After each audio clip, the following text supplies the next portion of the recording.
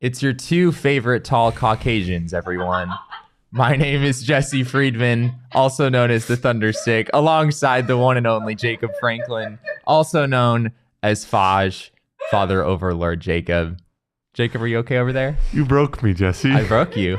You broke in the first 10 seconds of the show. Jacob's already broken. I just out of all the things we could have started the show with, I just was not expecting that. It just felt right.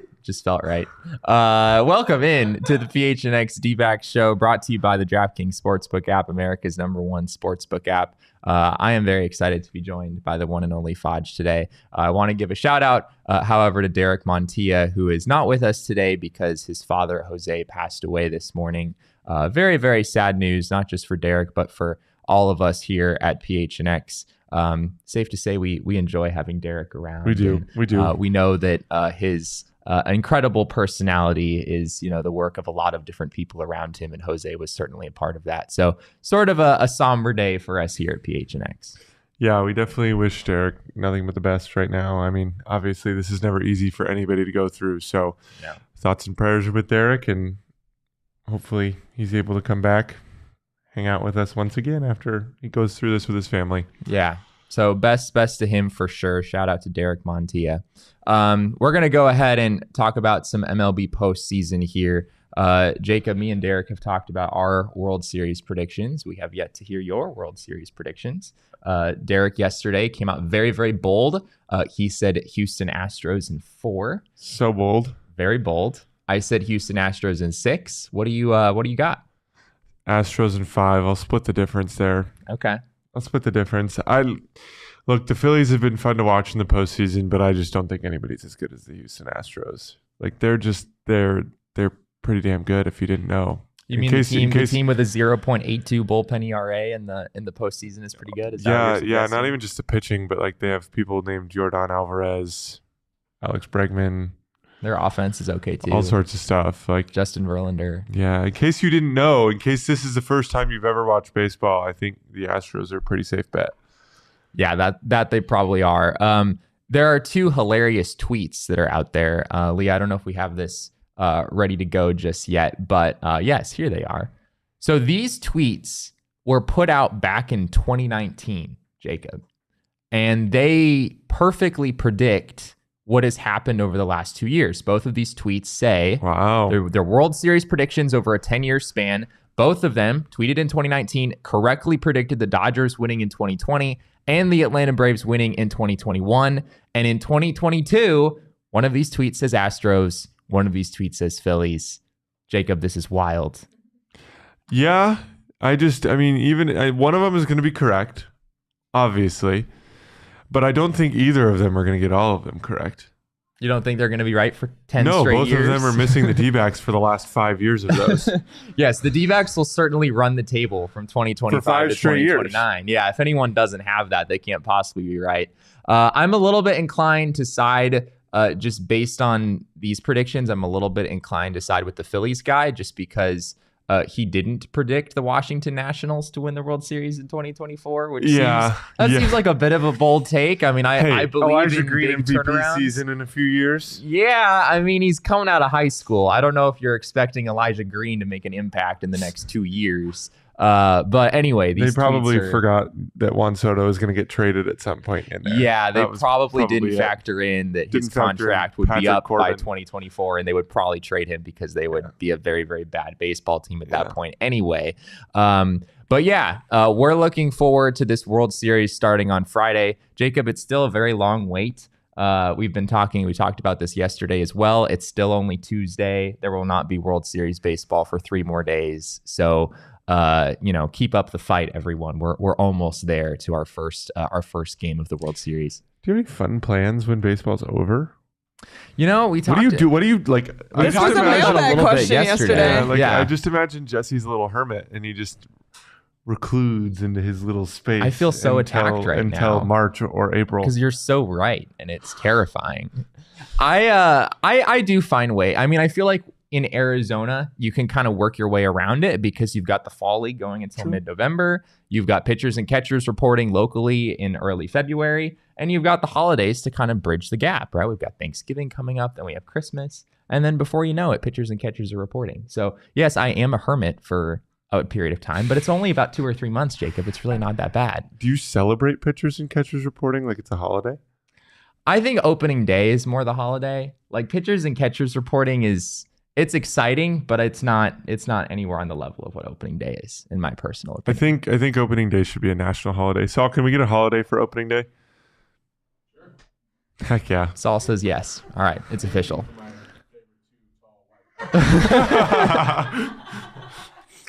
Saul did hear the start of the show. Saul did hear the start of the show.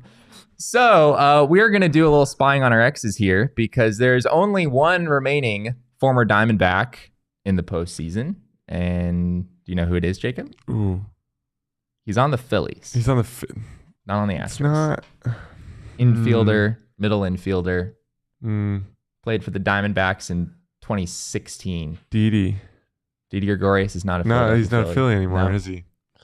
Middle infielder. I was definitely just going to say it, but this feels more fun to just make you. There you go. Gene, the hitting machine. Gene Segura is the lone former Diamondback who is still alive in postseason play. And Gene Segura, I think, is an interesting story from a Diamondback's perspective because, let's face it, there's a narrative going around that what happens is guys have success elsewhere and then come to the Diamondbacks and aren't as good, right? Are you saying that Gene Segura didn't have success when he was here? No, that's exactly the point I'm making, is that's exactly what happened, right? Gene Segura sort of goes against the grain of this storyline that people like to throw out there, and that Gene Segura had a miserable season with the Milwaukee Brewers the year prior. He came over to the Diamondbacks, and I think it was Keith Law, who is a somewhat controversial baseball analyst who's rubbed some people in the Valley the wrong way, mostly because he didn't think Paul Goldschmidt would be very good when he was first called up, and he was wrong. He was wrong. But anyway, I remember Keith Law on opening day of 2016 joking about who should bat ninth for the Diamondbacks. Should it be Zach Greinke, the pitcher, or should it be Gene Segura? Because their numbers the year prior offensively were actually very comparable. But Gene Segura came over to the D-backs in 2016 and had a very, very good season. He hit 20 home runs. I think he hit about 319 that year.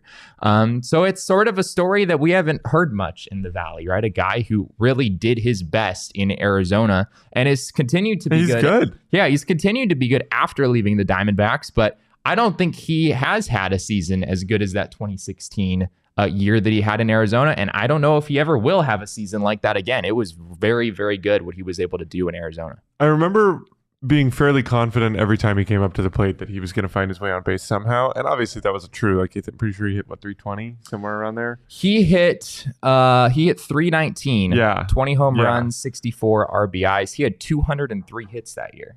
Pretty impressive stuff. Yeah, no, Gene Segura was really impressive that year. And that, if I remember correctly, they flipped him the following year for Taijuan Walker and Ketel Marte. Wasn't that trade? It was that trade.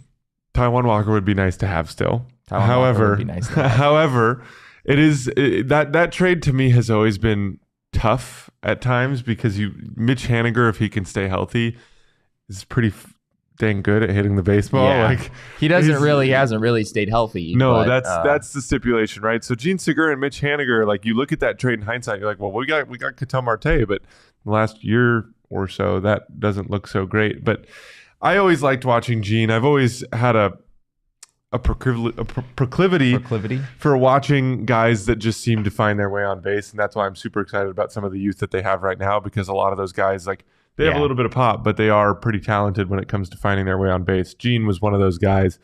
I always enjoy watching good contact hitters play because I think they make the game more exciting.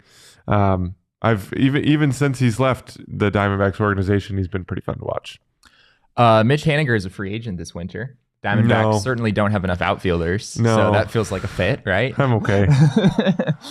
You're right. I mean, Mitch. It's funny how that trade evolved, right? It was originally like the Gene Segura, Taijuan Walker trade.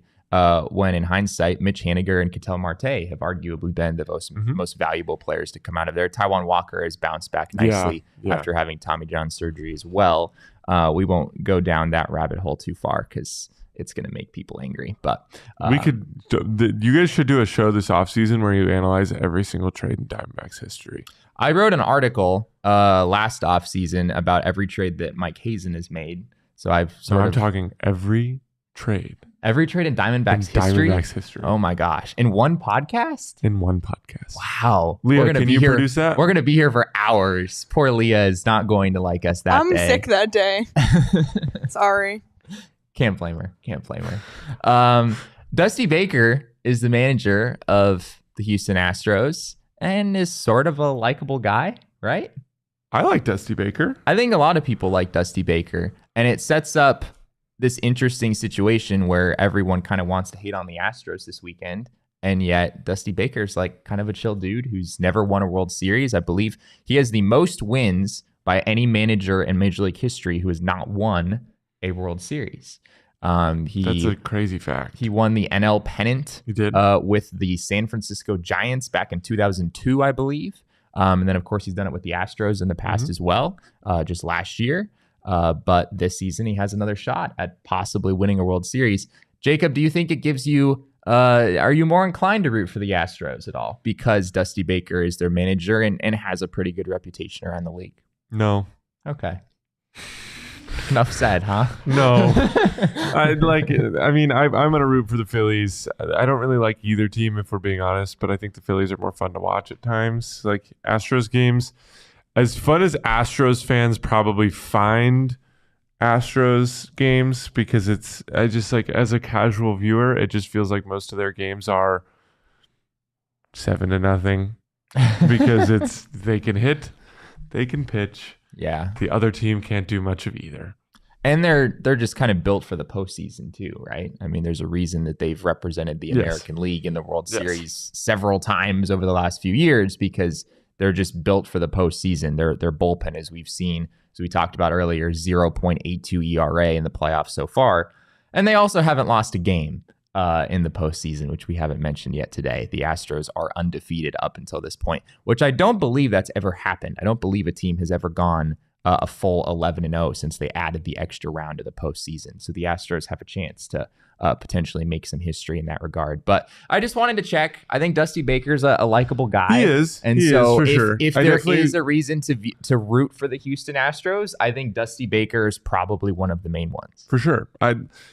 I went and did some digging because I couldn't remember when he coached in Washington for a while, and I think he was fired in 2017. And so that was 2017, 2018, one of those. Yeah, definitely. Like for a second, I was like, wait, didn't he? No, he didn't. That was not him. But he is a likable guy. I definitely wish that he had a better track record of success, considering how many games he's won as a manager. But yeah, I hope that it's not this year. 2,093 wins in the regular season in the career of Dusty Baker. He's also 47-44 in the playoffs, so he's fared reasonably well in the postseason as well. Mary says Astros need to win this year's World Series. But why though? Yeah. Why? I need your Mary. When you hear that, I need your response as to why. All right, we're awaiting Mary's response. We're awaiting the response. I would suspect it's because Dusty Baker is likable and people want Dusty Baker to win World Series. My reasoning is that nobody knows the storm that's coming. Nobody knows the storm. The storm that's coming, that nobody else will be able to win a World Series for the next 10 years. Because of the Arizona Diamondbacks? Because of the Arizona Diamondbacks. Suggesting? Okay, all right. Bold takes here from Vaj.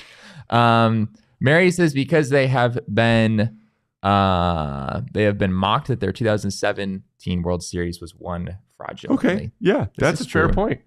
I mean, but it's I get Astros fans vibes out of this. Yeah, I get some Astros. I mean, Yes, they were mocked, but like for a pretty decent reason, right? I mean, Can you hand me that trash can, Leah? We're just gonna do a slight demonstration. just a today. demonstration of how the Astros won the 2017 World Series. Does that mean fastball or curveball I'm really glad you didn't just dump trash all over the table in front of us right now. Okay, I appreciate that, Jacob. Anyway, you all should go get a membership at our website at gophnx.com. You can get a month-to-month membership or an annual membership. You can get the writings of myself covering the Diamondbacks and possibly some MLB postseason topics. Craig Morgan is over here writing like 35-minute long mailbag pieces, which Leah, he got 55 questions and he answered every single one. That man is I think way too faithful to his readers. Like, I think he needs to know that he has, the ability to select things. Like, I would imagine out of 55 he could like narrow down the questions. Like, quite maybe a few of them had to be similar or overlap. There's no way it was 55 unique questions. I don't know if I believe that. I'll go read through it today. Yeah. There were a couple of repeats that he grouped together, but he answered all of them, and he would say, like, Tyler and Matt, your That's the answer. Craig, yes. Craig is He'd say, a Tyler and Matt, confirmed. your questions were similar, so I've grouped them together. But then he would, like, answer both of them by name and answer both their questions. That's crazy. Craig is a saint. I am not quite as saintly as Craig, but we do have some good writers over at gophnx.com, and you all should grab a membership so that you can become a part of the family. So head over to gophnx.com today, become a member of our family. You'll either get a free t-shirt from the PHNX locker or your first month for just 50 cents just for signing up. It's always a good time to be a member of the PHNX family, Jacob. Agreed. Enough said. Also, you should go ahead and subscribe to our YouTube channel, which you can find hopefully right here if you're joining us live on YouTube right now. Also, be sure to smash that like button. We're live right now. Smash it. Jacob's always telling people to smash the like button in the comments. Look at this beautiful lower third. Did you make that, Jacob? No, Sean did. Oh, Sean did. I will animate it one of these days. Ooh, okay. But yeah, be sure to like this video and subscribe to our YouTube channel. That way, you can make sure that you don't miss any of our shows here at PHNX. We have a bit of a Arizona Fall League update. So cue the fancy Fall Guys graphic.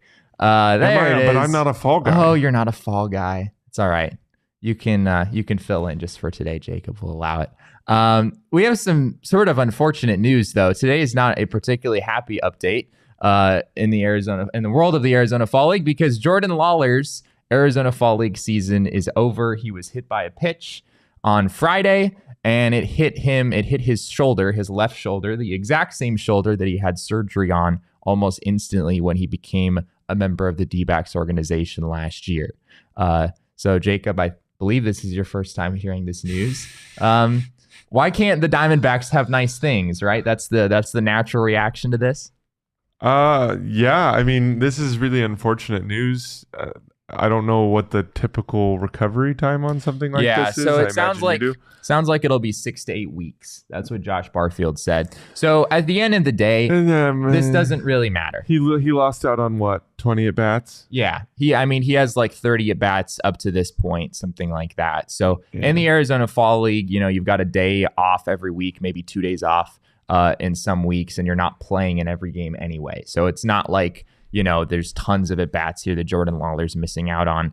And yeah, 6 to 8 weeks, Josh Barfield said it shouldn't affect his offseason really at all. He should be ready to go next spring. So in the macro sense, there aren't any big concerns. Yeah, here. It's just kind of a freak accident, right? It's unfortunate. Like he got hit in the wrong area at the wrong time. Right. Sends him off the Arizona Fall League team, but hopefully a speedy recovery, and I don't see any reason why I need to be concerned about this, really. Like, it is just kind of an unfortunate thing for Arizona Fall League fans that they don't get to watch that kid play, because he can certainly swing it. He can absolutely swing it. And speaking of, his final numbers in the Arizona Fall League, he hit 278 with a 469 on base percentage and a 528 slugging percentage. Guys. You're a big on base percentage guy? Yeah, I love on base guys. Okay. I'm not a Fall guy. I'm an on-base guy. You're an on-base guy. All right, we'll make a new graphic and see if we can get that in the works for you. He had 49 plate appearances altogether in the Arizona Fall League, so still a decent workload for him. And I mean, he played the entire season in the minors anyway, so it's not like Jordan Lawlar missed half of the year and we're making up for lost time. This is just kind of bonus opportunities against some good competition to see what he could do. And he absolutely passed the test, right? I mean, Jordan Lawlar is still 20 years old, right? Mm-hmm. He's still a fixture of the future of this organization. So I really don't see this as being a huge hurdle for anyone. It's sort of like Drew Jones in some ways. Obviously, there's a bigger hurdle there, right, with him missing out on his first entire season of pro ball. But on the flip side, it's like Drew Jones is going to be fine. He's going to come back next year. The Diamondbacks have already had multiple prospects go through a similar process as what he's going through, unfortunately. But they have the ability to bounce back. And we've seen both Jordan Lawlar and Corbin Carroll bounce back and be as good as they ever were. So, I think they almost fake these in, like, put on a tinfoil hat. Oh, man. I'm joining Espo's tinfoil hat club here for a second. This can't be good. Excuse me? Go ahead. Okay. It's the same injury almost for every single draft pick. The shoulder injury, right? Let me paint a picture for you. The first half a season that these players can get in the minor leagues is an utter waste of time. So why not fake an injury and bring them to watch baseball games with the scouts? Interesting. Color me intrigued. I don't know if that's against the rules. Like, I don't know if that's like legal. Faking injuries generally discouraged in professional sports. Is there a rule? Like, I don't know. Like, see, why does this keep happening? Is the thin desert air bad for shoulders? No, I just think the organization wants to keep them close, and they'd rather them spend valuable time watching professional baseball games with really highly intelligent baseball IQs than spend 100 to 70 at bats in the minor leagues. I just think they're cursed. That could be it too. Yeah, that could be it but too. I do want to respond to the other comment that Ben had, calling me Billy Bean because I like on base percentage. When this team was at its best this year, Jesse, were they hitting home runs other than Christian Walker? I mean, I guess not much. What was the cause of their 7-run outburst innings? Was it home runs or was it doubles down the line and singles and bunts and stealing bases? And I might have a reason to be Billy Bean, and it's because this team is at its best when they are trying to link innings together, or as manager Torey Lovello might say, pass the torch to the next guy. There you go. He gets on base, right? You and your Billy Bean hat. I mean, I see where you're coming from on that. I think the D-backs also scored a lot of runs at times because they hit a lot of home runs. But those aren't mutually exclusive either, right? Like, hitting a home run does improve your on-base percentage. So it's not like home runs versus on-base percentage necessarily, although, a lot of hitters do have a propensity for one and not the other, maybe. So I do see where you're coming from there. But yeah, a 469 on base percentage for Jordan Lawlar. How do you feel about this, Jesse? Batting average is the only stat that matters. Oh, man. I could talk about this for quite a while. I don't think that's true at all. Sorry, Ben. I had to. Anyways, continue with your Jordan Lawlar numbers. Okay, Ben. I had figured Ben was kidding. Ben has been in the chat for a while. Ben is he's a pretty cerebral baseball guy, so we knew you were better than that, Ben. Don't worry. And yes, if Ben had been serious, I absolutely would have died inside a little bit. Because, whenever I come on the show, I throw things into tangents and I just completely throw off Jesse's rhythm. I can't believe that people still, like, there are some people out there who still view batting average as being like all that. I did throw him under a tangent. You did. Yeah. You're going to have to try to get me off of it now. Well, it's like pitcher wins, right? I mean, pitcher wins is like... That's the lowest of the low. Stupid on another level. That's the lowest of the low. Yeah, that's a whole other level. Batting average, at least, like, it's something that you have direct control over, right? Sure. The thing with wins is that, like, you don't really even control wins at the end of the day. Batting average, you do have a lot of control over. It's just not like the most important stat at the end of the day. This is for you, chat. So, what is your barometer on the best judge of a hitter? Oh, wow. You just keep digging me deeper into these rabbit holes. I don't think you actually want me to get out. That's what I'm here for. Okay, so like the best stat, the best singular stat for measuring. If you're judging and measuring a professional hitter, what's your stat?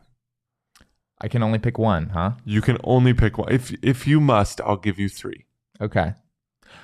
Oh wow, 3. Okay, that's a lot. I've got a lot to work with here. So if I'm picking one, it would be probably OPS plus, actually, which is not that complicated of a stat. It's basically just OPS, but then scaled so that 100 is average, and then ballpark, right? Yeah, and then it accounts for ballpark environments as well. So I just think it's a really nice, easy, simple number to look at, where some of the other stuff gets a little bit more complicated. And what's a baseline number? For OPS plus, like your average hitter is going to be around 100. It's literally scaled so that the average hitter will have a 100 OPS plus, which is why it's so easy to use, right? It's so simple. So yeah, like if you look at around some of the really good hitters in the game will have an OPS plus around like 140. If you're Aaron Judge, you'll have an OPS plus of 200, which basically means that you are 100% better than the average major league hitter. So yeah, I'll stick with that for right now. I won't give any other stats. I'll just stick with OPS plus. Apologies to the audio listeners, and Leah, if you want to just take your headphones off for a second. Nerd! Can't deny that. Anyway, now that we've completely veered off of the course of what we were going to talk about today, do you have concerns, Jacob, about Jordan Lawlar being having durability issues in the long term? No. Okay. No, this one, the first one, sure, maybe that gives me a little bit of a concern, but this one's just kind of a freak accident. Okay. Probably just caught him in the wrong place. I'm not too that's concerned pretty about much that. exactly how the Diamondbacks farm director Josh Barfield described it, as it basically just hit like the exact right spot to cause a fractured scapula, which is technically what the diagnosis was. So yeah, no huge concerns there. 6 to 8 weeks. So Jordan Lawlar will, have to do some rehab here over the next couple months, but should be more than ready to go for next season. We're going to talk a little bit about OGs, our friends over at OGs. OGs just did something that totally is going to change the game. They just launched their brand new Sleep Edition gummy. Jacob, you had a chance to try the Sleep Edition gummy? Sleepy time. There you go. You won't want to sleep on these. Yes, you heard us right. OGs. The script I'm reading right here is just... I completely threw him off. Sleepy time. There you go. You heard us right. OGs is now... I'm getting the death stare from Max right now. In the doorway. You had it for a second. I appreciate it. Super second, and then I'm just like hearing through the wall. It's like, yeah. I blame Jacob. I just said Jacob he asked me if I everything. use them. I said sleepy time. Does it not make you sleep? Yeah, right. That's what it's all for. people need. I Like was talking more about that. Don't sleep on this, and it's like he was registering my pun. That was slow. Yeah, no, I just It's everyone. it's just confusing to like read a script and not fully understand it in that moment. So, but no, I mean, you guys know me at this point. That's not exactly shouldn't be shocking for any of you at this point. Anyway, you heard us right. OGs is now flavoring dreams with a 2-to-1 THC CBN ratio gummy. CBN is a compound that helps specifically with falling and staying asleep. And the Sleep Edition gummy is in their new aquaberry flavor, which Derek is always very, very excited to talk about. Aquaberry. Yeah. I am trying to get as much sleep as I can right now. I'm about to have a child. So before this child comes, if it helps me sleep, it helps me sleep. Yeah, you're going to want to get as much trying to sleep get as much you good sleep as I can possibly right now. Possibly can, because you will get none in a few months. So yes, exactly. you have that to look forward to.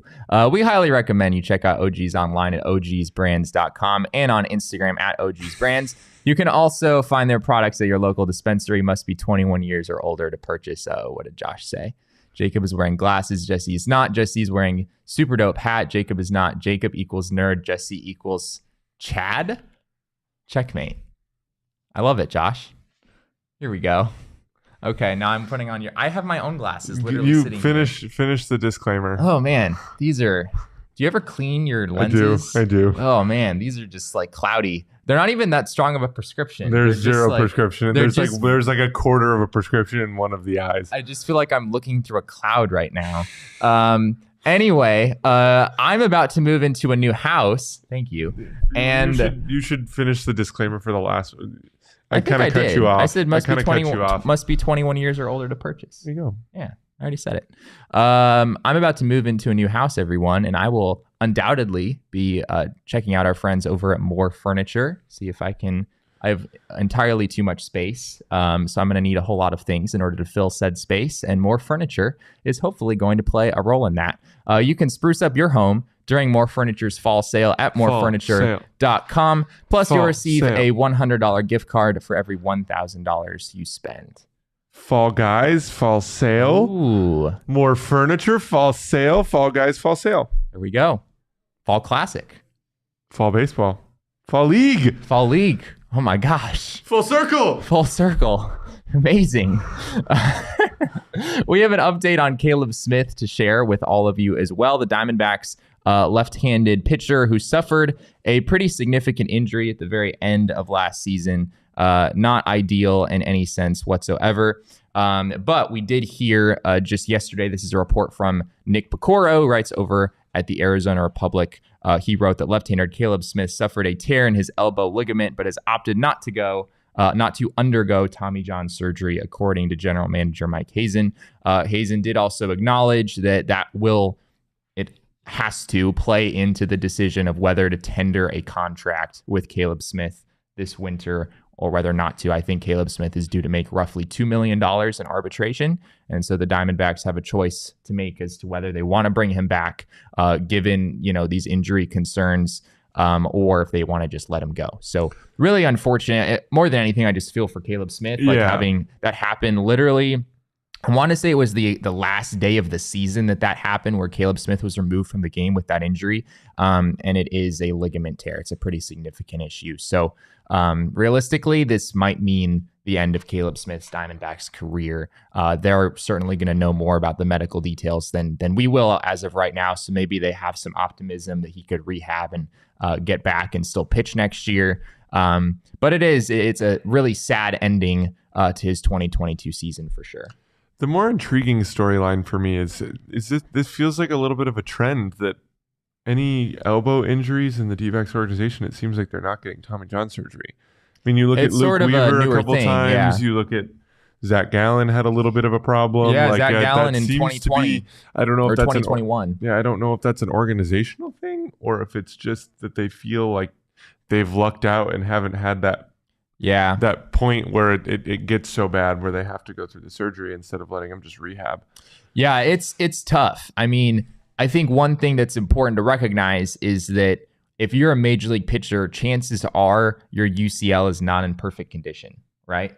Realistically, it's not like everyone has a completely perfect UCL and then one day they tear the thing and they need Tommy John surgery, right? Like there's a lot of in-between space there. And that's what happened with Zach Gallen is Correct. He did have a partially damaged UCL. But if you were to do an MRI on just about any major league pitcher, you'd find that they have some slight issues with their UCL, right? It's just sort of part of the territory of throwing 95 miles an hour 100 times, every 5 or 6 days. That's just sort of part of the process. So I think there is maybe a new trend of kind of trying to scoot around Tommy John surgery if you can. It sounds like this was sort of a choice that Caleb Smith was able to make on his own of whether to go for it or whether to try to rehab using other methods. We don't really know what that would look like yet. But yeah, no pitcher is going to have a perfect UCL. And it sounds like maybe Caleb Smith's is a little bit more moderate to the point where maybe you can avoid Tommy John surgery and still pitch next year. Yeah, the bullpen certainly could probably use him as a little bit of a long reliever at times because he kind of found a slot as in that role this year. He had a 4.11 ERA, right, in 70 innings. It wasn't a great season for Caleb Smith. I mean, part of that 4.11 ERA is when they opened the year with him in the starting rotation, and it did not go well. It was like the fourth game of the season or something like that. He really got knocked around in that one. So in the bullpen, his ERA is probably under 4. Pretty decent overall. You need innings eaters. Like you do. Jacob's over here breaking the whole setup. He chose my violence. Long legs. They just have issues. Like I don't know. They're just kind of. I feel that. They I just feel have that. so much length that I can't always judge where they're going to end up when I move it around. Yeah, that's fair. It's fair. It's a long-legged person problem. I feel you there. Anyway, yeah, Caleb Smith he's also a lefty, which is another factor in this, right? The Diamondbacks don't necessarily have a ton of lefties, although their depth is better than it's been in the past. They have Joe Mantiply. They have Kyle Nelson, who theoretically should be working his way back from an injury for next year. And maybe, those two guys being around for next year makes it so that Caleb Smith is a little bit easier to move on from. So we'll have to see. Yeah, I really liked what I saw from Kyle Nelson this year. At times, he looked pretty down. Like it wasn't even like his stuff was overpowering. He just had good stuff. Like I don't even know how to. It was just good stuff. Yeah, and he just had he had a good easy time getting major league hitters out, which is exactly what you want to see from a guy with not a ton of major league experience. Right. So I think they need to see what they have. And if they need to part ways with Caleb Smith because they just feel it's better for the organization, who are we to say we can't trust what's going to go on, Yeah. Kyle Nelson really did have a good year. I know when he came back from injury later in the season, he didn't look like the same guy, and then he finished the year on the injured list. So there were some injury issues there toward the end of the year. But all in all, really good stuff from Kyle Nelson. Joe Mantiply still had a pretty good year. So from a left-handed standpoint, the Diamondbacks do have some bullpen options for next year. On the right-handed side of things are maybe a little bit sketchier. Ben says, Caleb Smith looked good in relief. I completely forgot about his start as a starter. Yeah, the Diamondbacks broke out of spring training with Caleb Smith in the starting rotation. And then Humberto Castellanos. Yeah, and then Humberto Castellanos came out, and then he needed Tommy John surgery not that long after. So we won't see Humberto Castellanos, unfortunately, for a little while longer. We do have some other crazy things that have come out. Neither of these pieces of news I'm going to share are particularly great for Diamondbacks fans, so I apologize in advance for ending on kind of a bummer note. Yeah, there you go. Just hold the microphone up close. So Fernando Tatis Jr., right, suspended. Mm-hmm. And in serving his suspension, playoff games do count. So the San Diego Padres, of course, their run in the postseason is now over. So we have an idea of when Fernando Tatis will be able to rejoin the Padres next season. You can literally look at a calendar and pick out the day that Fernando Tatis Jr. will be eligible to return. And guess who he's going to be playing against, theoretically, on paper. I'm going to assume it's the D-backs. You would assume correctly. It is against the Diamondbacks. I believe it's in San Diego. I don't think it's at Chase Field. But Fernando Tatis Jr. lines up perfectly to play his first game back off of that suspension against the Arizona Diamondbacks. Jacob, how do we feel about this? If postseason numbers do not count towards your career average, they don't, right? If I'm correct in saying career this. Like batting average? Yeah, like any of your offensive numbers, pitching numbers, they don't count towards your career averages. Yeah, true. Then why should postseason count toward a suspension? It's a fair point. No, I know it was only 12, so it really doesn't make that big of a deal anyway. Yeah, it doesn't make that big of a difference. But I see where you're coming from. Postseason games don't count for much in baseball, other than I guess the most important thing, which is actually winning a World Series. But in terms of the stats and the accolades and the awards, you don't win a Gold Glove award or an MVP award or any of those things with regard at all to your postseason performance. That's completely irrelevant. So I do see where you're coming from there, but the rules are the rules. And Fernando Tatis Jr. lines up to play the Diamondbacks next year. I will say that the Padres line up with him in it on paper. I know there are still people who think that Fernando Tatis will get hurt or something will come up so that he doesn't play. Yeah, he's had the type of career that makes it hard to believe in him actually showing up and playing games. But on paper, Juan Soto, Manny Machado, and Fernando Tatis Jr. in the same lineup is pretty formidable. I mean, it's sort of along the lines of what the Dodgers have with Freeman, Turner, and Mookie Betts. So obviously Trey Turner is a free agent this winter. We'll get into that in a second. But this Padres team is pretty formidable if and when Yeah. Fernando Tatis does return. Yeah, as an outsider, I do enjoy watching Fernando Tatis play baseball, and it feels like we haven't seen him play baseball in a really long time. So I think it is good for the game. Yeah. I really do hope that he starts making better decisions so that we can continually see him playing baseball He's games. a really fun player. He is. I understand people questioning, his choices, his integrity, and some of the ways that he's gotten hurt, or obviously the suspension. He was a motorcycle, right? It was the motorcycle accident, the first injury that kept him out for part of last year. Yeah, he's just got to make better choices because he's really good for the game of baseball. Yeah, he's fun. I mean, Fernando Tatis, when he's on the field, is about as much fun to watch as any player in baseball, if Agreed. I'm being totally honest. Except when he plays the D-backs. Except when he plays the D-backs. There you go. He has hit a number of home runs against. I don't have numbers in front of me, but Fernando Tatis has really good numbers. He's got to be up there in terms of D-backs killers. I mean, obviously he hasn't had a super long career. Yeah, there's not a big sample size of that, but when he has played the Diamondbacks, he has utterly roasted them in my initial memory. So I'd be curious to know who the biggest D-backs killer is in terms of home runs. Like, who's hit the most home runs against the D-backs in their career? Yeah, we'll have to do some research. I mentioned the Dodgers have a trio of some pretty darn good hitters in their own right? With Freddie Freeman, Trey Turner, and Mookie Betts. Trey Turner is a free agent this winter, so it remains to be seen what direction the Dodgers will go there. Hopefully not there. Hopefully not there, if you're a Diamondbacks fan. But we did get some unfortunate news, not with regard to Trey Turner, but with regard to Aaron Judge. And apparently, I think it was Mark Feinstein from over at MLB.com who reported that the Dodgers are expected to show interest in Aaron Judge this winter, according to sources. I have my doubts about this. Like, I think the Yankees would have a problem with seeing Aaron Judge go to Los Angeles. You would hope. You would think that would be like the biggest PR night. Like, could you imagine? I mean, Yankees fans are, they have a certain intensity about them. And if they see Aaron Judge, their far and away best player that they've had in a while, go over to Los Angeles and play for the Dodgers, I don't think that would sit well with them. And the Yankees realistically have the money where they could probably get this done if they really wanted to. So it feels like every time there's a big name on the market, the Dodgers are mentioned, just because the Dodgers, they do have a lot of money coming off the books. That's the unfortunate reality of playing in a division with LA. They spend tons of money, and in particular this winter, they also have David Price coming off the books. Finally, they've just been paying him tons of money for a long time. That's finally coming off the books. Trey Turner, like I said, coming off the books, so they will have some money to spend. And I mean, it's hard to see, like, who would you want more than Aaron Judge in this upcoming free agent market? I mean, maybe Carlos Correa. Maybe they want Carlos Correa to replace Trey Turner. Fun. I like Carlos Correa, but I don't like him in a Dodgers uniform. No. I suspected you wouldn't like any top tier free agent in a Dodgers uniform. No, but this is gonna be really unique. You're talking about Aaron Judge, but one of the places I wouldn't mind seeing Aaron Judge land, and the chat might roast me for this, is San Francisco.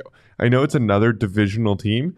Yeah. But if there's any ballpark that holds in home runs, it's San Francisco. So if you want to put him somewhere where you feel he might neutralize, his biggest asset. He'll only hit 45. Yeah, his biggest Oracle asset Park is in San Francisco.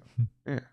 Sort of makes sense. I will admit that seeing the Phillies do what they've done has sort of made me think, like, if the Giants, Chris is not happy. This is gonna go poorly. If the San Francisco Giants came out and decided they were just gonna go all in and spend a bunch of money on free agents, I'm okay with it. They would be similar to the Philadelphia Phillies. Like, the Phillies don't have, we talked about it the other day, the Phillies don't have a lot of homegrown talent that came from within their organization, right? It's Aaron Nola and Rhys Hoskins and, maybe a couple relievers, but for the most part, the core of their lineup and the core of their team came externally. And the Giants have the kind of money where they could do it. Yeah. They probably could. Yeah, they could. They're missing a lot of pieces still. Yeah. Like they're still quite a few pieces away, in my opinion. Obviously, Aaron Judge would help in that. I mean, the Phillies only won 87 games. So if you're the Giants, Giants were right around 500 this year. It's not like you need to go, get the top 7 free agents or something to be able to win, 7 to 10 more games next year. Granted, you can't count on making the World Series with an 87 win season, but the Phillies have shown us that is somehow possible this season. If you think about that, the D-backs only need 13 more wins. It's true. Yeah. And as we said the other day, all you have to do, if you're going to do it the way the Phillies did it, you just have to spend about $150 million more dollars. And I think there they you can go. make up the 13 wins with people in their minor league system. Yeah, I think that's the better route, and it's the route that they're probably going to go anyway. So to me, right, the Phillies are spending all this money, and obviously the contract's for a good amount of time, right? But you never know how a player is going to look in the 7th year of his contract, in the 6th year of his contract. So one of those things is if you sign all these players to pretty similar length contracts, all of them end around the same time, well, you might have some success right now, and the Phillies are in the World Series. Obviously, it's working for them. Once you get to the end of that time period, you are in a world of hurt if you have not replenished your minor league system, and or if you have more money to go buy other guys, then sure. But your money's tied up right now.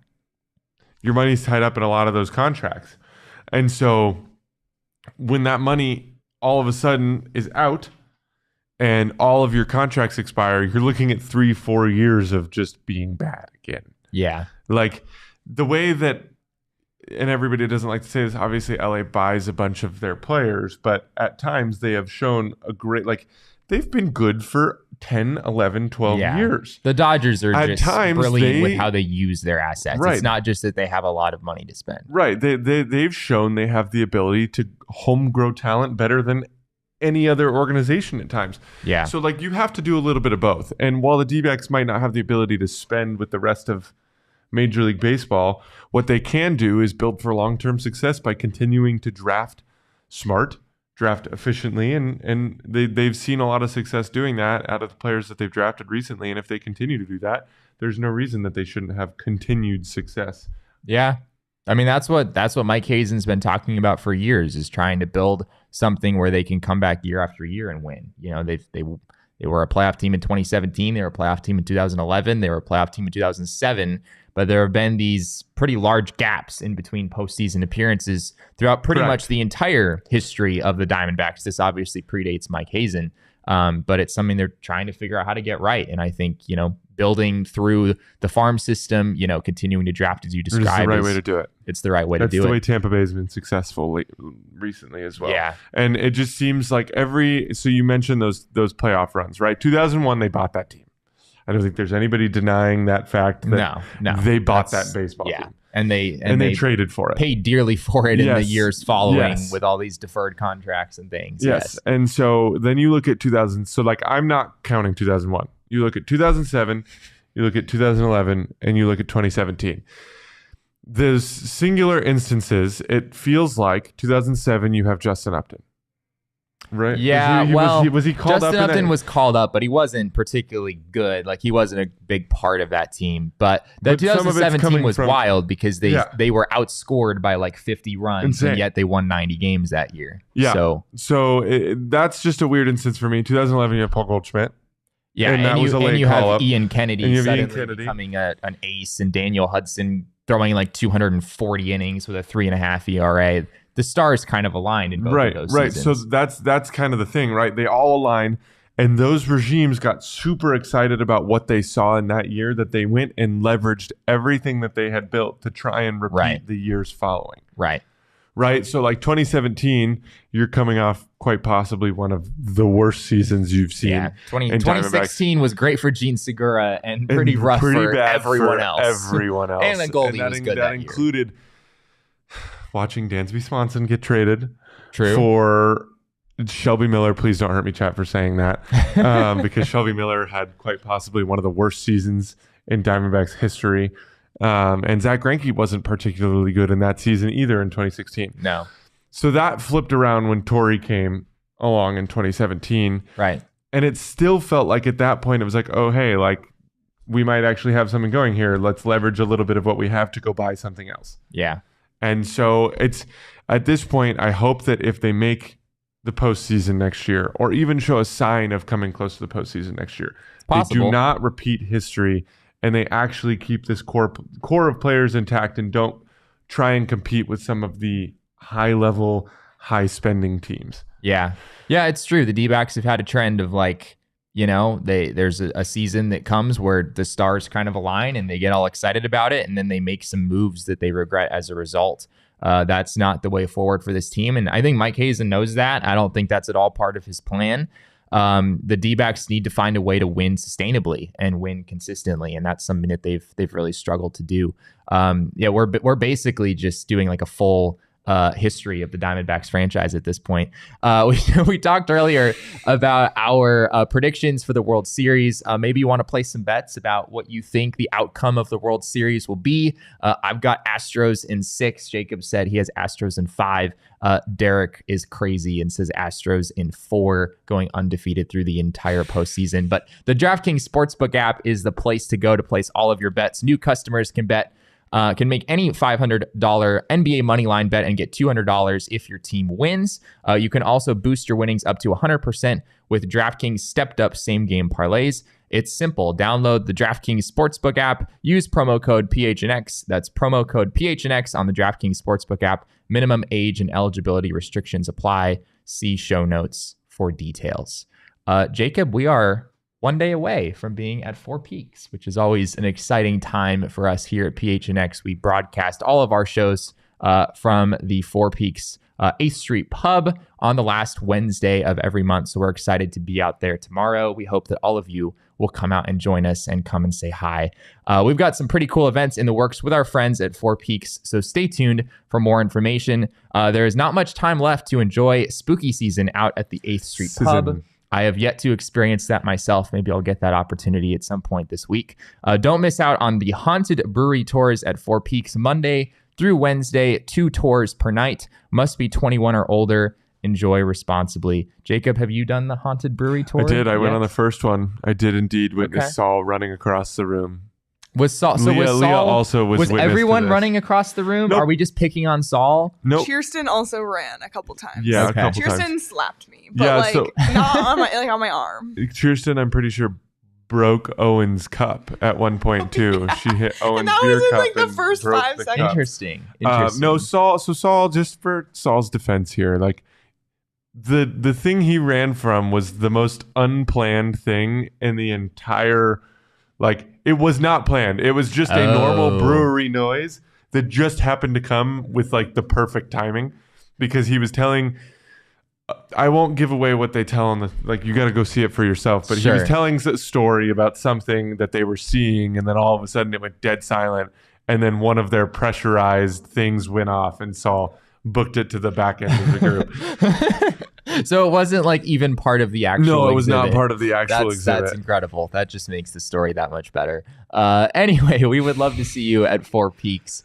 Tomorrow we'll be live at 11 a.m. and of course we'll have shows going throughout the morning and afternoon over there. So stop by, get some chicken tenders, get some beer. It's all good stuff over at our friends at Four Peaks.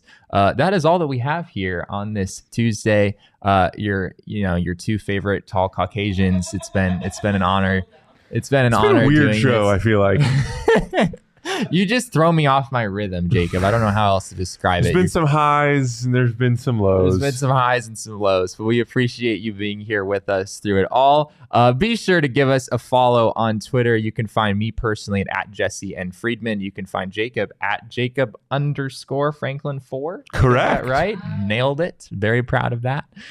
You can also follow our producer, Leah Merrill, at Leah Merrill. And you can follow us on Twitter. Our D-backs account is at PHNX_D-backs. We also have our grandiose PHNX Twitter account is at PHNX_sports. And that's on Twitter, Instagram, and Facebook. Thank you all again for being here with us. I did not say that Fudge disturbs me. No, Chris, that did not come out of my mouth. It's just, that when you got the 2 tall Caucasians, these are just things go off the rails sometimes. Rhythm. You disturb my rhythm. There you go. We'll leave it at that. Thank you all for being here with us today. We really appreciate you being here. And remember, kids, baseball is fun, but it's so much more fun when the Arizona Diamondbacks prospects don't keep getting hurt. Gosh darn it.